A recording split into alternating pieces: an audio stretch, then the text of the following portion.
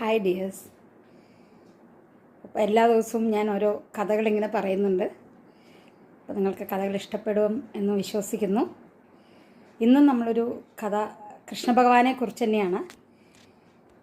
ഇതിൽ ഭഗവാൻ വ്യക്തമാക്കി പറയുന്നുണ്ട്, നമ്മൾ ജീവിക്കുമ്പോൾ എങ്ങനെയാണ് ജീവിക്കേണ്ടത്, കണ്ണും ചെവിയും അടച്ച് ജീവിക്കാൻ പാടില്ല എന്നുള്ളതിൻ്റെ ഒരു ഉപദേശം ഭഗവാൻ കൊടുക്കുന്ന ഒരു കഥയാണ് നമുക്കിന്ന് കേൾക്കാൻ കഴിയുന്നത്. അപ്പോൾ എൻ്റെ സ്റ്റോറീസ് ഇഷ്ടമാവുന്നുണ്ടെങ്കിൽ എൻ്റെ ചാനൽ ശിശുവന വ്ളോഗ്സ് സബ്സ്ക്രൈബ് ചെയ്യുക, ലൈക്ക് ചെയ്യുക, കമൻറ്റ് ചെയ്യുക, ഷെയർ ചെയ്യുക. ഓക്കെ, ഇനി നമുക്ക് കഥയിലേക്ക് പോവാം. നമ്മുടെ വീഴ്ചകൾ കൊണ്ട് പറ്റുന്ന കാര്യങ്ങൾക്ക് മറ്റുള്ളവരെ പഴിചാരി ആശ്വാസം കൊള്ളുന്ന ചിലർ സത്യം തിരിച്ചറിയുമ്പോൾ ചിലപ്പോൾ തകർന്നു പോകാറുണ്ട്. ഗാന്ധാരി ശാപം അതിനൊരു ഉദാഹരണം മാത്രമാണ്.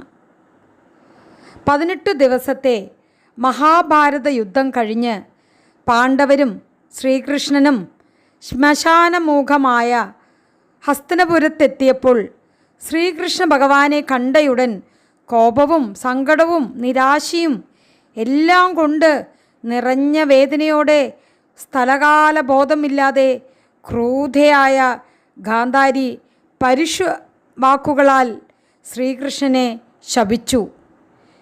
യുദ്ധം നടക്കാൻ കാരണം തന്നെ കൃഷ്ണനാണ് എന്ന് പറഞ്ഞ് വിലപിച്ചു. കുരുവംശത്തെ തമ്മിൽ തല്ലിച്ച് കൊന്നതുപോലെ അല്ലയോ കൃഷ്ണ, നിന്റെ യാദവ വംശവും 3 പതിറ്റാണ്ട് കഴിയുമ്പോൾ തമ്മിൽ തല്ലി മരിക്കും. ഇതുപോലെ നിന്റെ കുലവും മുടിഞ്ഞു പോകും. നീയും ചതിപ്രയോഗത്തിനാൽ ദേഹവും ഉപേക്ഷിക്കേണ്ടി വരും കൃഷ്ണ. ഇതു കേട്ട ധൃതരാഷ്ട്രവും വിദൂരരും സഭാംഗങ്ങളും എല്ലാം അമ്പരന്നുപോയി. നീ എന്താണ് ഈ പറഞ്ഞത് ഗാന്ധാരി എന്ന് ശോകാർത്ഥനായി ധൃതരാഷ്ട്രർ ചോദിച്ചു. ഇത്രയ്ക്ക് ഭീഷണമായി എന്തിനാണ് നീ കൃഷ്ണനെ ശപിച്ചത്? എന്തിനാണ് നീ ഈ മഹാ അപരാധം പ്രവർത്തിച്ചത്? ഈ യുദ്ധം ഒഴിവാക്കുവാനായി പലതവണ കൃഷ്ണൻ നമ്മളെ സമീപിച്ചതല്ലേ?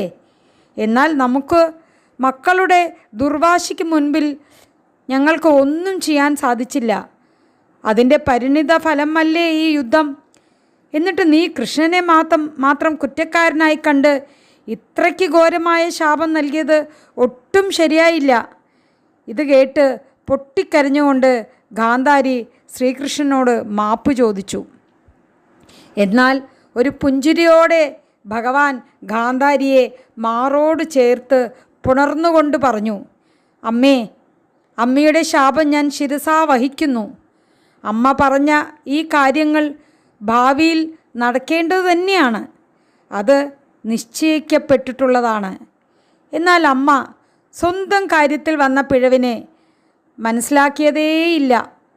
ഹസ്തിനപുരത്തിലെ രാജകുമാരൻ്റെ വിവാഹാലോചനയുമായി അന്ന് ഭീഷ്മർ ഗാന്ധാരത്തിൽ വന്നപ്പോൾ തൻ്റെ ഭർത്താവാകാൻ പോകുന്നയാൾ കണ്ണിന് കാഴ്ചയില്ലാത്തവനാണ് എന്നറിഞ്ഞുകൊണ്ട് തൻ്റെ ഭർത്താവിന് കാണാൻ കഴിയാത്തതൊന്നും തനിക്കും കാണണ്ട എന്നു കരുതി അമ്മ അന്ന് കണ്ണു മൂടിക്കെട്ടിയത് ആദ്യത്തെ തെറ്റ്.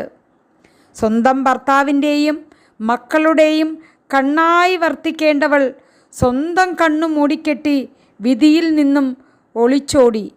അതിൻ്റെ ഫലമായി മക്കളുണ്ടായപ്പോൾ അവരെ നേർവഴി നടത്താനോ ധർമ്മം എന്തെന്ന് ചൊല്ലിപ്പഠിപ്പിക്കുവാനോ ഉത്തരവാദിത്വത്തോടെ അവരെ നേർവഴിക്ക് നടത്താനോ കണ്ണില്ലാത്ത അവിടുത്തേക്ക് സാധിച്ചില്ല.